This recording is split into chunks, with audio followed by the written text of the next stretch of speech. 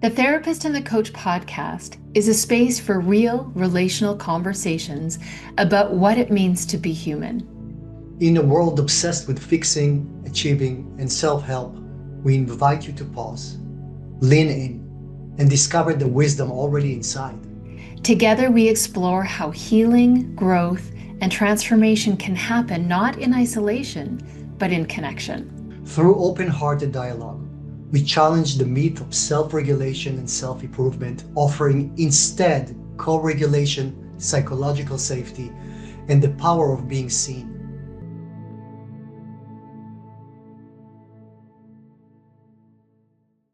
How are you? I'm really well today. The sun is shining, days are longer and brighter. My walks aren't so dark in the morning, which I Yes. love, but I also love to hear the sleepy birds.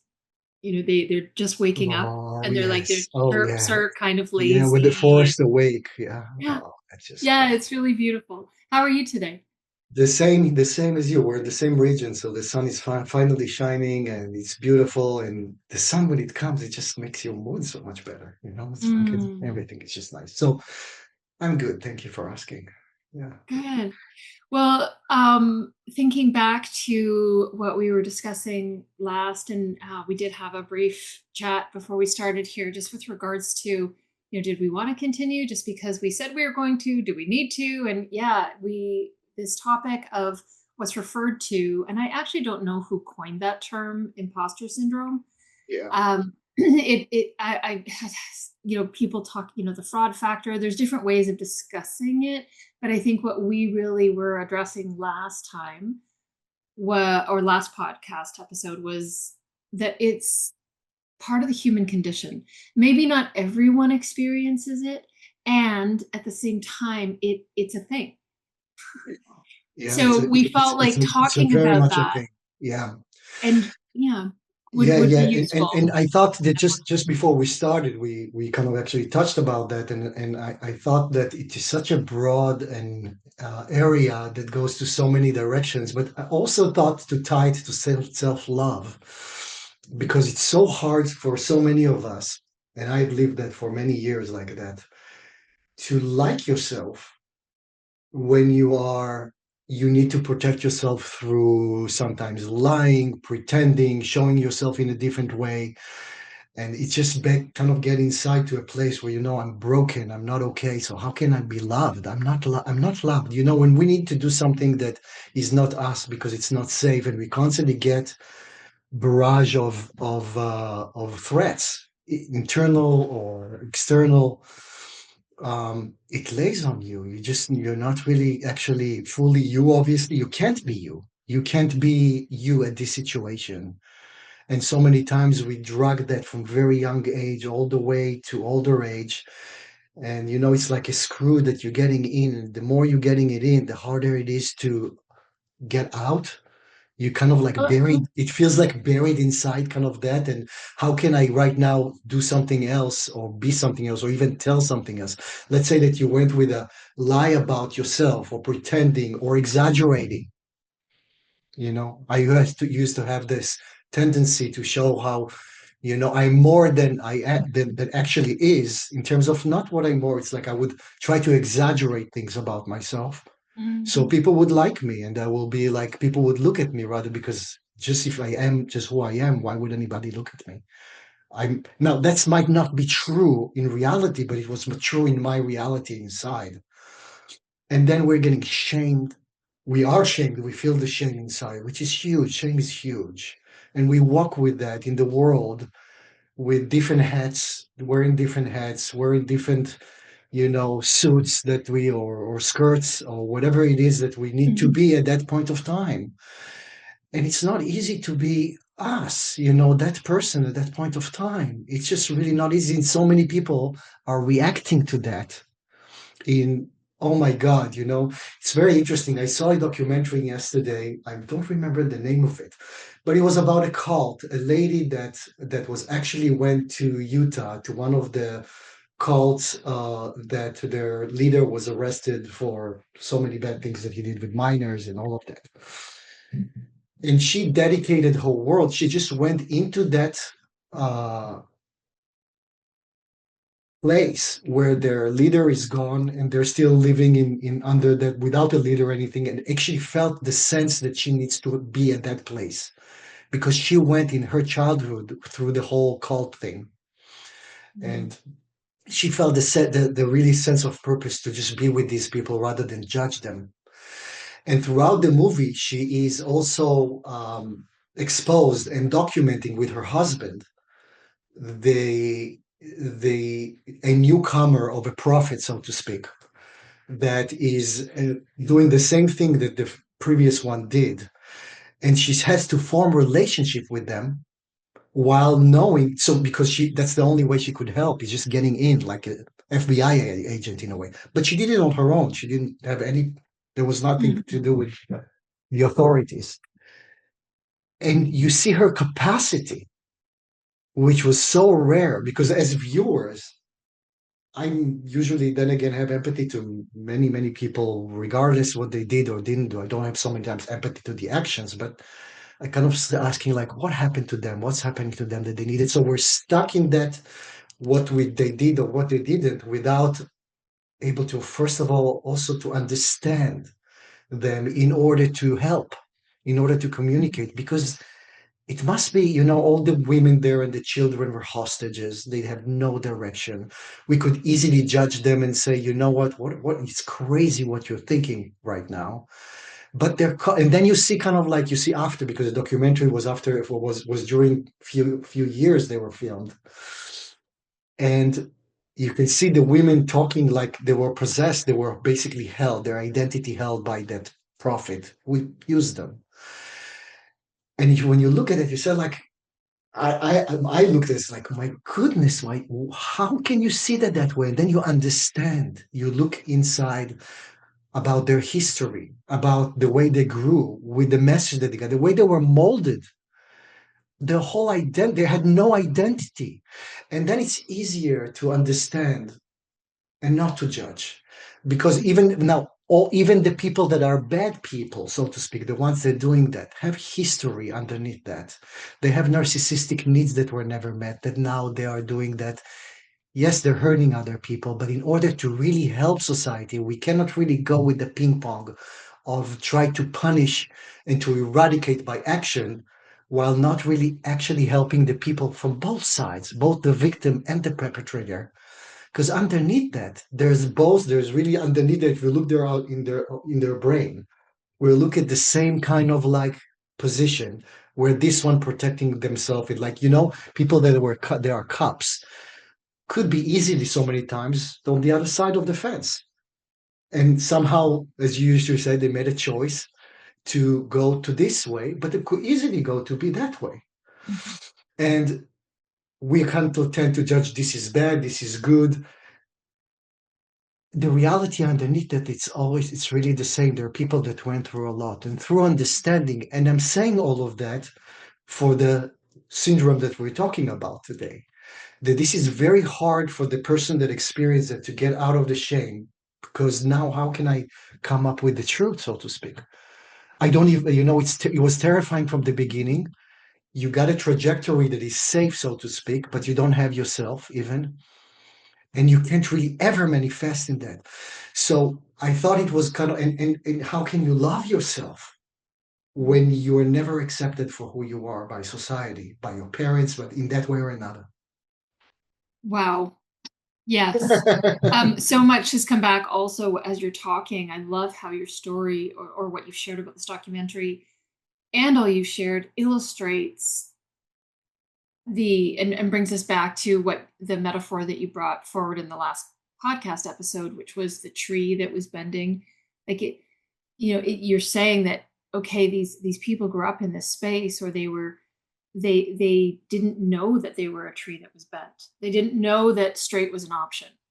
But that's actually the True. way that we are That's meant. exactly right. That's If we're exactly right. nurtured and the environment Yeah. supports the innateness that's inherent within all of us to be a straight tree, if the environment doesn't support that, the tree is growing, on an Right. angle and doesn't know it.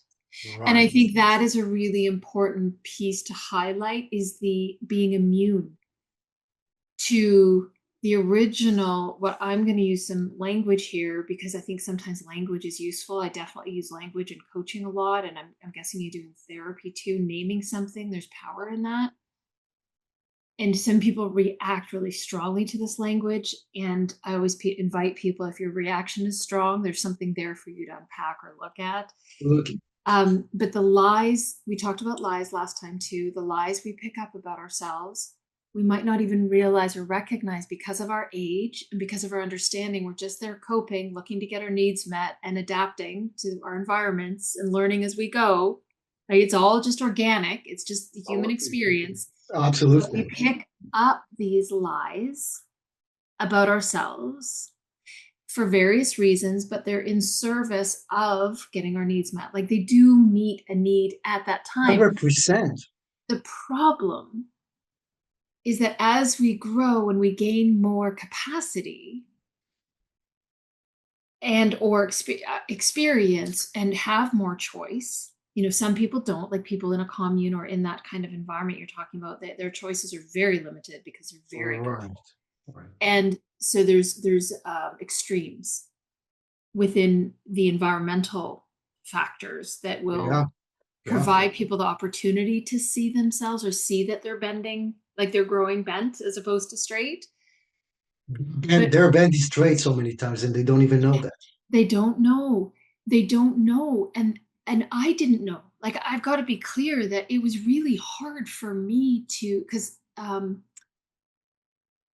when I married Brian, and I use Brian because he's been such a consistent, loving mirror for me that that I like trust. I didn't trust. I didn't even know that I didn't trust. I thought I was a very trusting person, but when it came down to truth about me being mirrored to me from my husband, somebody who I couldn't hide from, that was really, really difficult. I rejected that. Yeah. Or Oh, it yeah. was actually a truth about my family.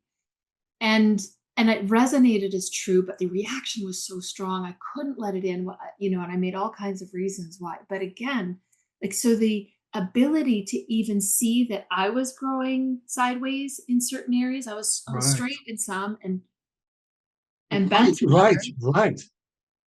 Because I was completely immune and I had this whole identity that I thought was my identity, but I didn't realize that I was growing at a skewed angle. Why did you know? Yeah. So that level of and it self-deception is, and it's not even Yeah. self-deception from the standpoint of it being like it's just like the organic, Survival. It's it just survival. happened. It's just survival.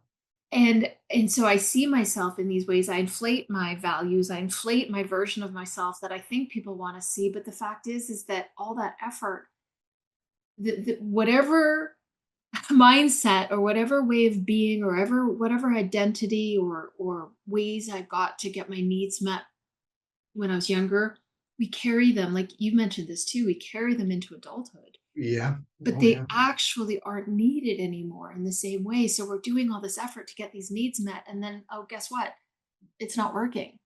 because and that becomes a problem because I don't know anything else and I'm immune to how I've been perpetuating the very Yeah. things sometimes that I'm complaining about. Right, right. So you're basically talking about even something much earlier that we kind of explained what can happen, but you said something so true that we didn't touch on is that so many of us, so many people don't have the awareness because that's all they know. It's their Truman Show, It's that Oh, it's God. that bubble of what they know. And it was actually in this documentary, you can see the ladies that were in the cult with that mindset of what we're told for them, who they are and what you need to be, not to have their own thinking. And they were completely engulfed in it. They had no clue.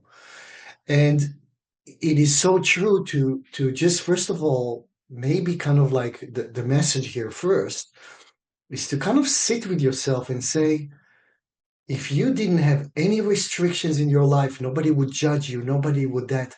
What are you holding inside that that only you know about you? And only you kind of like if you had to fantasize even about what it would be to be that, what you want to do with your life, what you want to that, and is it possible? Was it possible? Just to kind of like also opening the vista of being with what it is rather than even try to do anything about that. Because first come awareness, right? We need to be Yeah. aware of Well, things that we want to change. and I want to add to that basket that you're just offering as a place to start reflecting. It's it's also what part, what are the parts of you that you think are unacceptable or you hide Yes. from Yes. it, that you work Yes. because you're Yes. afraid that Yeah. you will be judged, that you're afraid, like, so what parts of yourself, or Exactly. what It is so, what it's so interesting. It's like, it reminds me something that it just came to my mind. It's something even small, but it's not that small. I remember going one time with a friend of mine, a girl that I knew for a long time. She was very subdued and she was very intellectual and she was very like almost nerdy. But something about her also, when she was with me, she was not. So I loved her exactly the way she was. And one time I said, like, did you ever dance? She said, "Oh no, I'm not going to these clubs and all of that." And she had all these things, and she was really scared inside. It almost was not her. And I said, "Why don't you come with me for?" I enjoyed at the time to just go and free dance and yeah. go to dance music and just go and have fun. And I said, "Why don't you go with me?" And she trusted me. She knew, she knew she could trust me. And so we went, and at some point I just dragged her into that. She was kind of like that, and you see kind of hearing that she's standing there, and I'm on the dancing floor, and I'm not pushing, I'm not that, and you can see her start kind of moving a little bit, and you can see that she's like that.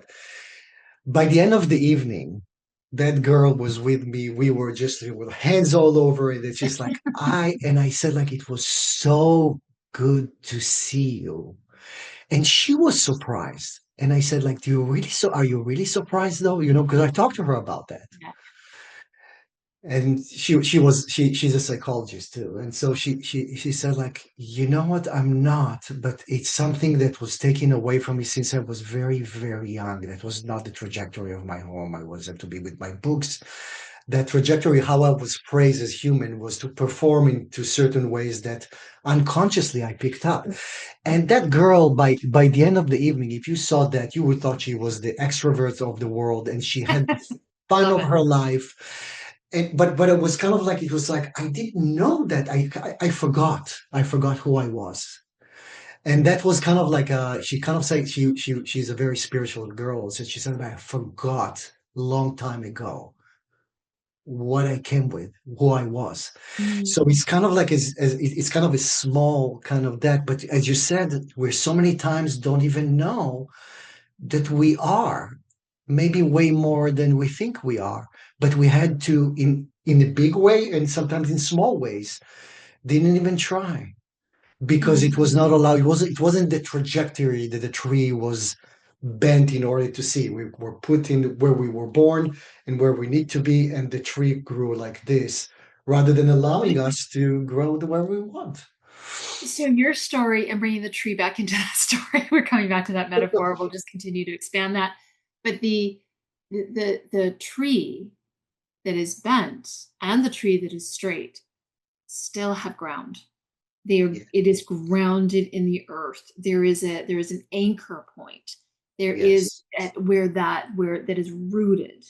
And Yes. whether it's now, I don't know what happens if you're, bending on a slant. Do the roots grow on a slant? I don't know, but there's still roots in the ground.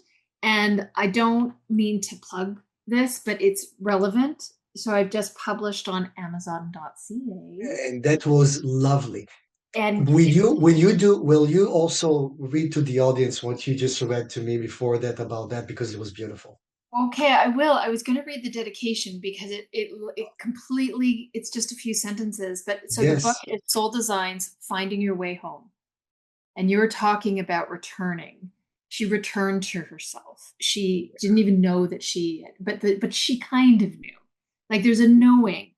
And then the subtitle here is a reflective guide to creating a practice of fierce honesty, vulnerability, and courage with oneself. Really is where it starts. And you brought in self-love earlier, so but how can I love myself if I don't even know that I don't love myself? Like, it's kind of an Don't know even interesting. what true love is. Yes, yes. So the dedication I was going to read is to the part of you that never stopped knowing, to the part of you that kept breathing beneath performance, to the part of you that waited patiently, faithfully for your return. Mm, Um, that is and beautiful. This is that, because beautiful. we all have that, like that, We all those have that. those roots, that's where the earth meet, where the tree, whether it's slanted or not, like that nature nurture conversation, there is an inherent soul design for each of us. Every tree is different, every snowflake is different, every bush is different, every animal, like we're all different and yet the same, which is Exactly. really why Exactly. I'm happy we're talking about this, because one of the things that breaks my heart is to think about the creative energy and life force, like life force, that is literally taken away from people or drained out of people to, and myself, I can, like, withholding these parts of ourselves Oh yeah. because we are afraid to let them be seen. So that we tuck them Yes. away. They're unacceptable. I will never do that. I'll never be humiliated again. I'll never Yes. whatever. Yes.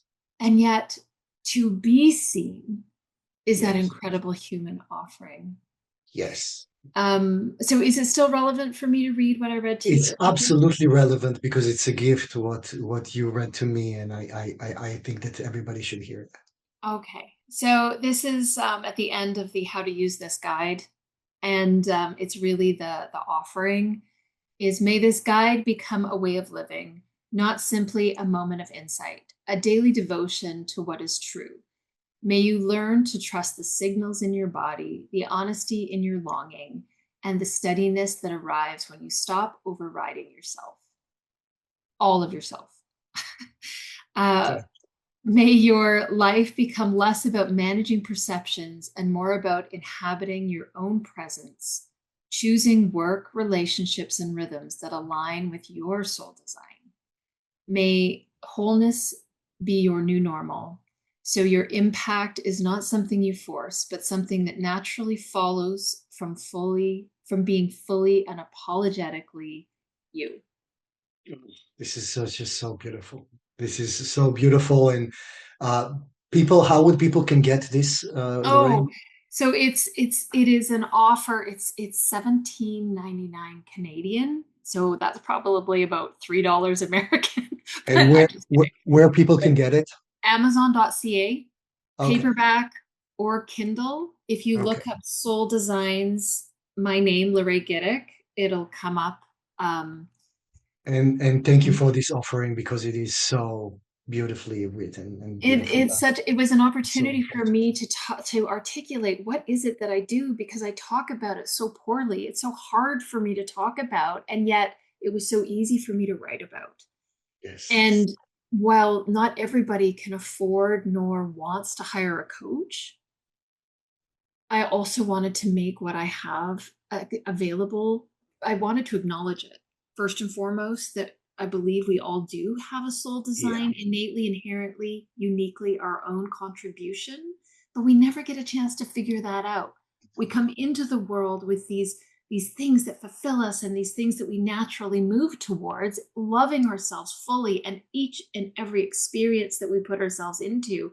And then we hear no, and then we oh well, we've got to go to school, and then like the conditioning, the environment takes over, and next thing you know, we're bending right, or we're growing left, or we're like, uprooting ourselves and going and planting ourselves in another field, all these things that we do to You contort, to belong, and for all those things we've talked about in other places. definitely, definitely.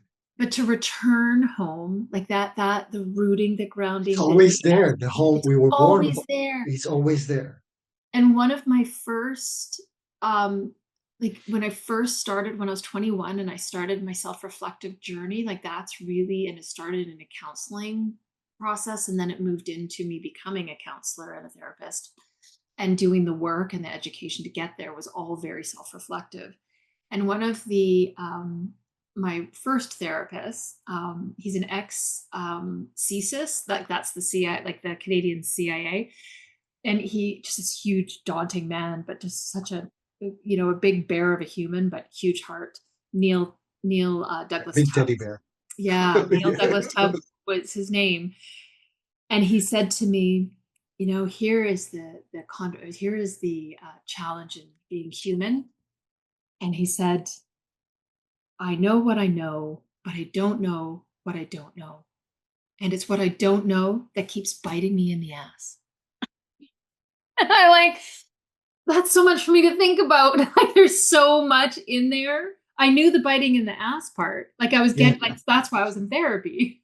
But yeah. yeah, the I know what I know, but I don't know what I don't So much and so much of the yes, and that's very humbling, and then know. again, the more I live and know and I'm studied and all of that and educated, the more I know how much I don't know, and it humbles me. But what I do know is that we came here for a purpose, Mm. to experience, to let ourselves be exactly how we are. And I feel that what we do, maybe we didn't get it in our environment, unfortunately, from very young. The ground on which they put the tree on was shaky. It reminds me that, Pisa, the building in Yes, Italy, right? Leaning Tower And of it's, Pisa. yeah, Mm. it's constantly, and so at the beginning, what they try to do is constantly, because it got tilted to a place where it can actually fall, physics, it's just gravity. And the beginning, they try to actually correct the building itself. And then they realize we're just putting so much effort in trying, we're hitting in the wrong place. Basically, we're not considering the right place because we try to really constantly erect it back, to push it back, where actually the ground underneath that Mm. was the problem. Because the whole area is full of water and muddy, and the ground is constantly shaking. So over the years, it tilted. So you can try actually to try to push the building back, which they tried with so many efforts and resources, and it will be might there for a second, but then it will go back because the ground underneath from which that tree building was put on is very shaky, not solid. So eventually they had to go underneath that, solidify the ground, where actually, in a way, the building now, it's not about the building, it was how the building had to be built, on what soil it was built, and then it got tilted. So it's the same thing that happened to us. We kind of grow it depends on the ground from which we are coming to this world, and we all have our own environments, with parents and environments that have been here for aeons, that with the trajectory of the trauma, that's how we are, the soil from which we are putting ourselves in, and grow. So, but we come with love.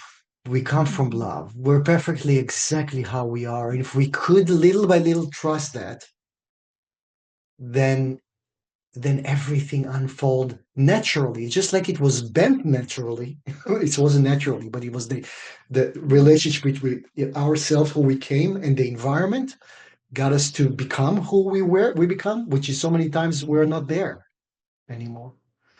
To go back to the roots, underneath the roots, to solidify the trust that we And came with, then nourish. nourished, Yeah. Mhm. and then something that we could not ever trust. That's why we had to lie. That's why we had to have this kind of pretentious, and to manipulate and to navigate in the world the way we could, the way we knew. So going back to the origin, which you could trust, it would be okay, that we could be who we are, that we could even untangled what we have done so far, if we have the support that we have right now between you and I right now, and invite people to say, you are loved exactly how you are. And you find the people that would have relationship with you rather than what you present. Because if you are, and we know so many times that we grew up to present something to be loved. Why would anybody love me just the way I am? And that's really hard to trust when you never had that experience.